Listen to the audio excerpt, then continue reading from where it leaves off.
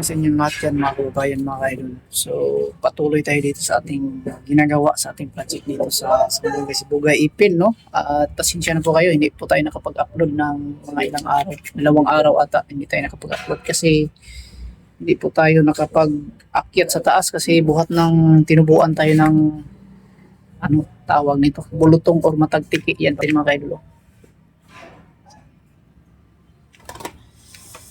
Namamaga, namumula sa ilalim mo. Laki.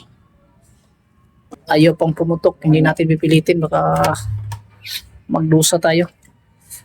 So yan lang, good morning sa inyo lahat para makapagpatuloy tayo mga kaidol. God bless sa inyo at abang-abang kayo and happy Monday sa inyong lahat dyan. Augustine.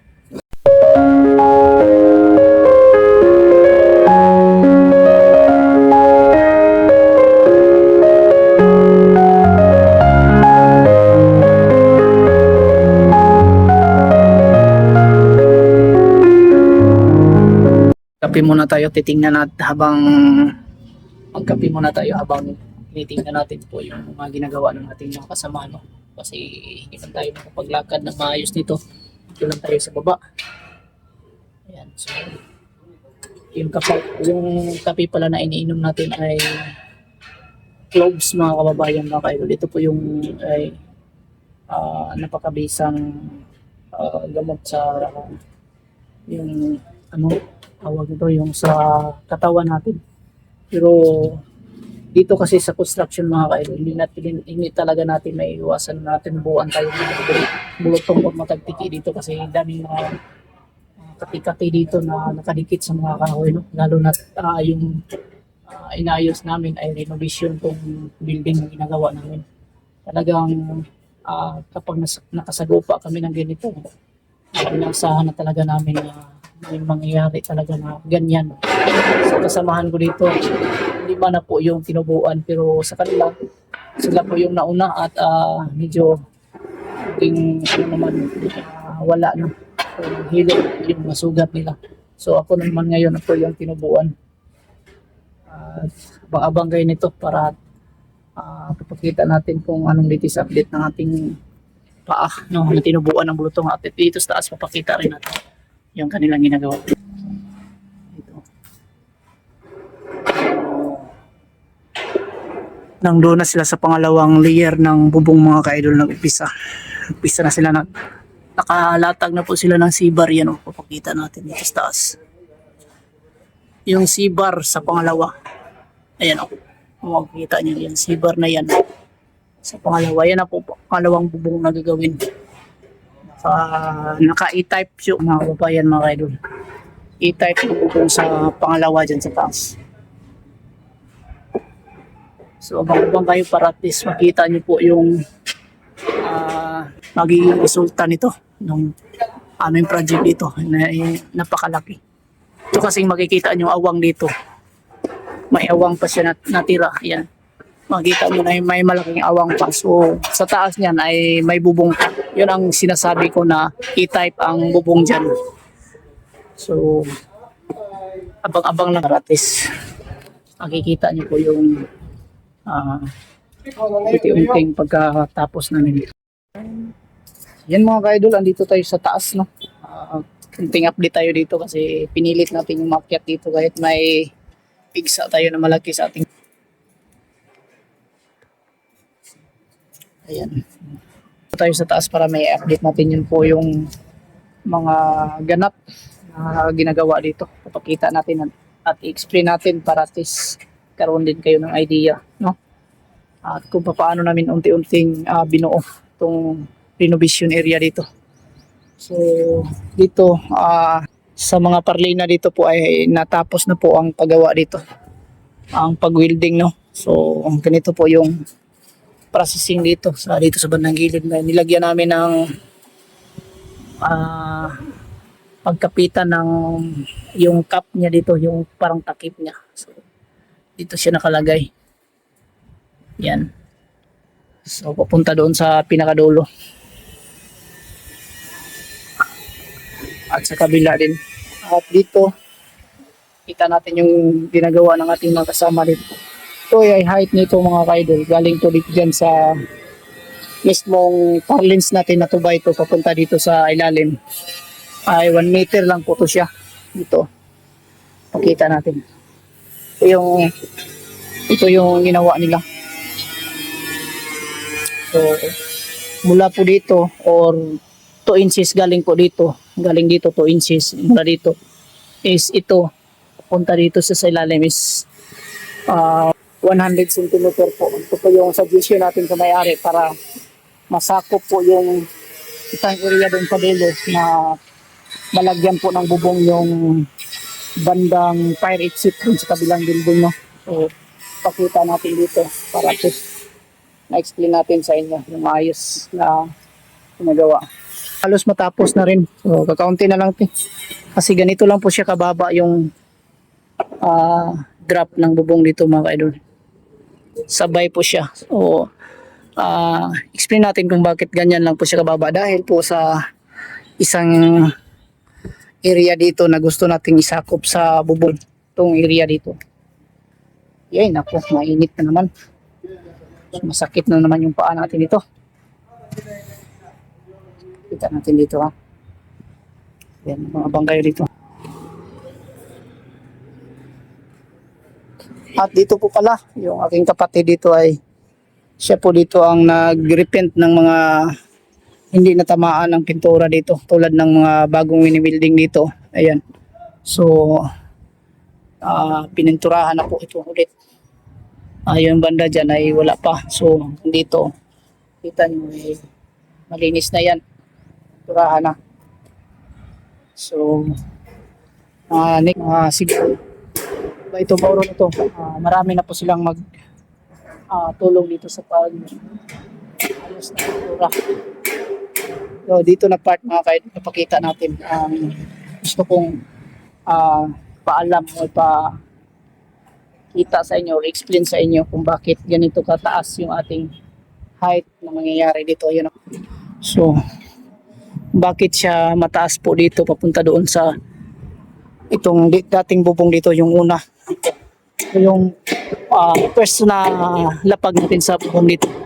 At nagkaroon tayo ng almost 1 meter, no? Almost 1 meter po haba na dito. So, ganito po kasi yung part na dyan open. Yan po yung gustong sakupin natin dito.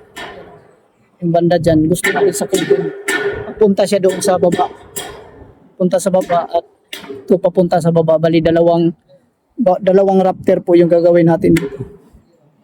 No?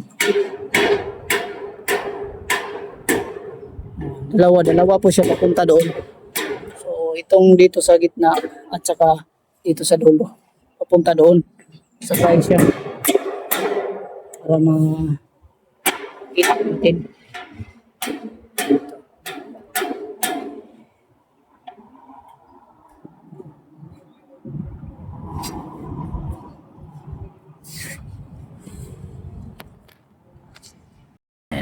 Lagyan namin ng guide. Pinakadulo. At doon sa dulo din sa kabila.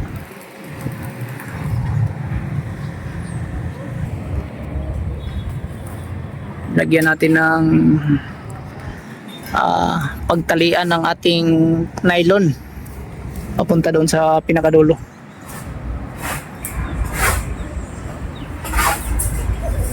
So,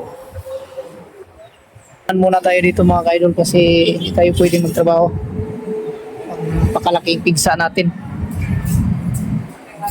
Grabing dala ng sakit nitong lugar nito. 2 beses tayo natamaan ng dito. Masakit una sa yatika. Tsaka ngayon ay inubuan na naman tayo ng pigsa. Yeah.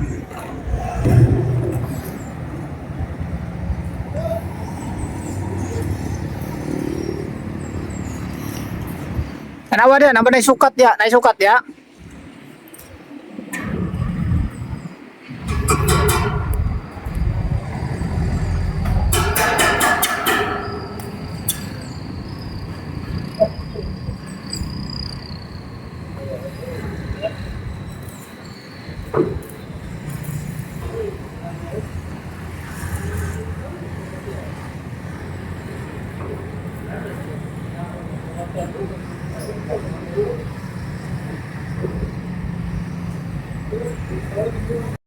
Daming mga kahoy dito sa gilid mga kaidol. Oh.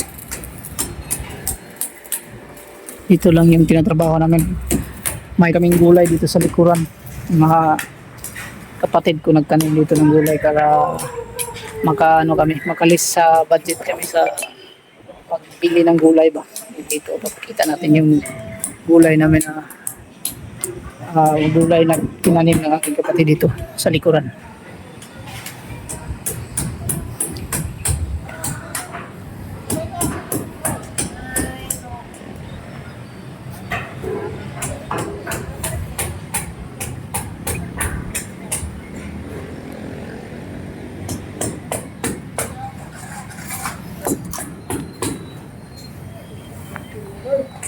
Kamatis. Ayan, may mga kamatis. Kamatis at kalabasa. Nawala yung mga alagbati. May alagbati dyan.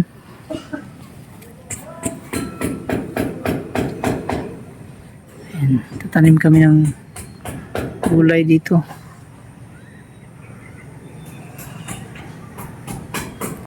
So, ayan na po dito sa gitna. Nangyayari. Ito na po yung pinakagitna niya. So, nilagyan natin ng align. Yan, taksi. Para test pareho po yung kanyang takbo. No? Dito sa dulo, may lagay din tayo na taksi. Itong tubular na to, dyan lang yan. Pinuputol lang namin. Dugtungan na lang yan pag gagawin na po dito sa kabila. Yan. Yung dalawa lang ito at saka ito. Ito na lang po, ito yung diretso doon sa pinakadulo para maging bubong siya dito kasi may hagdanan siya dito, no, yung fire exit na building galing dito sa kabila, yung fire exit dito siya dadaan punta doon ang kanyang may landing dito, landing muna dito tapos pagdating doon landing bago siya babalik dito pababa ganun dito. Ayun, cover na po siya sa bubong dito. Sama na dito sa taas. Itong bubong sa taas ay diretso itong dalawa. Yung isa at saka ito. Diretso siya doon. So dyan sa gilid, lalagyan na lang yan ng cover dyan. Para walang singaw at hindi rin makalabas ang tubig dito sa kabila at hindi rin masidlan doon sa loob, no. So kailangan lagyan siya ng cover.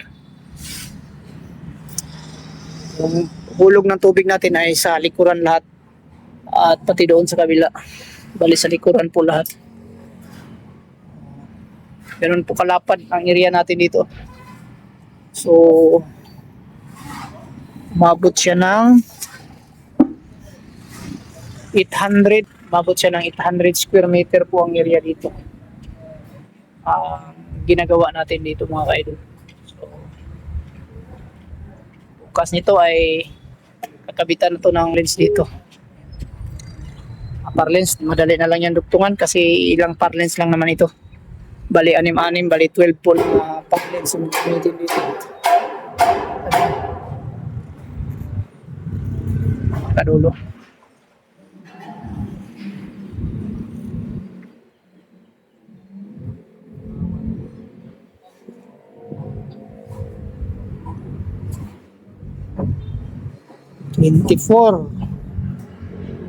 Maubos.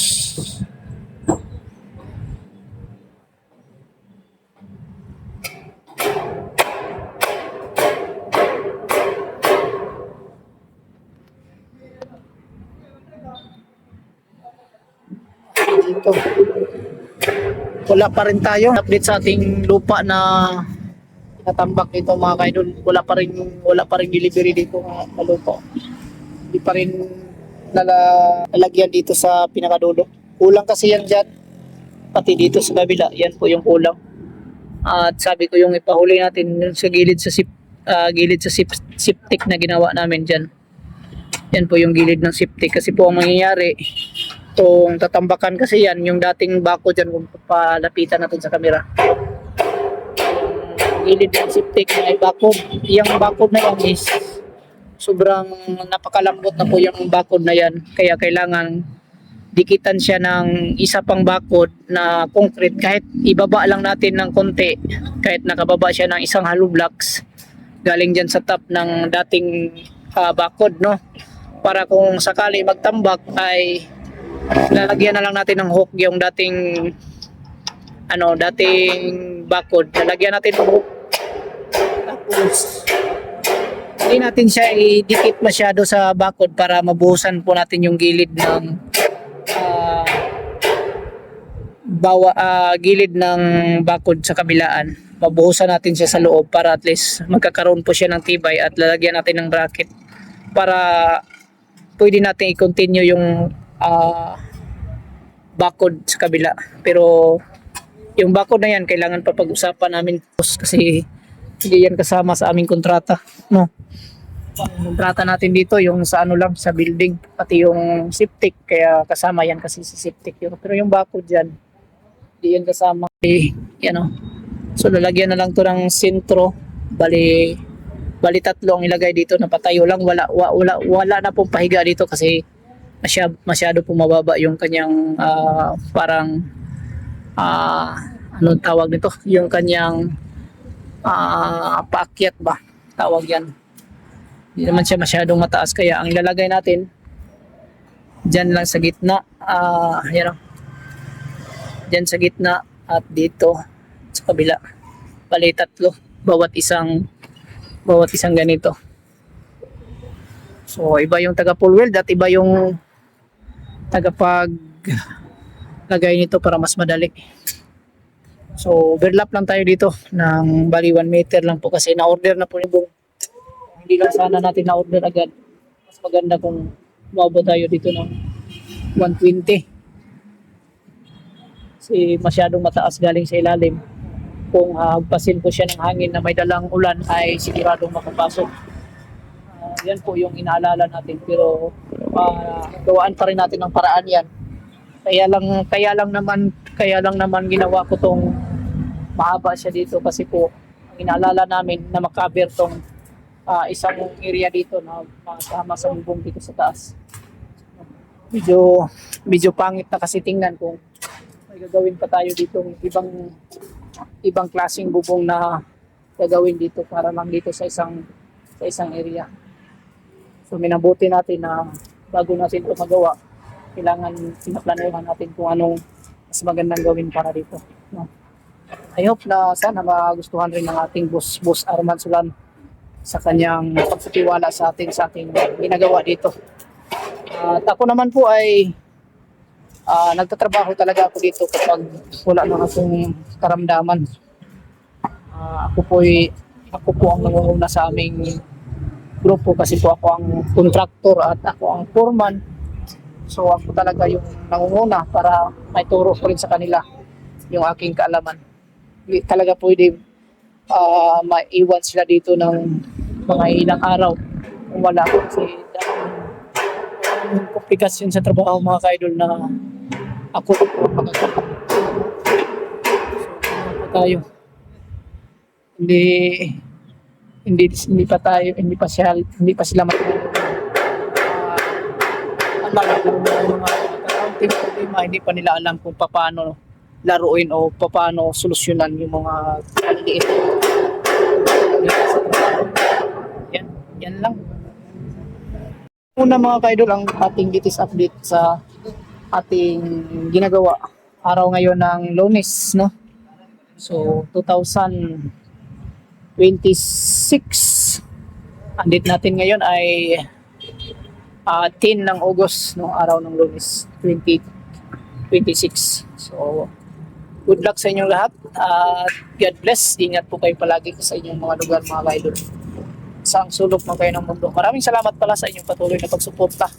Pati na po sa ating mga silent viewers dyan na palagi pong sumusuporta at nanonood. And also, nagpapasalamat din po ako sa ating mga viewers galing sa Pugong Biyahero na handa po mag ano ba nito? Mag no skip ads sa ating mga videos na in-upload. Maraming salamat sa inyo mga kababayan. Thank you so much and God bless you. Yan lang muna. Bye-bye.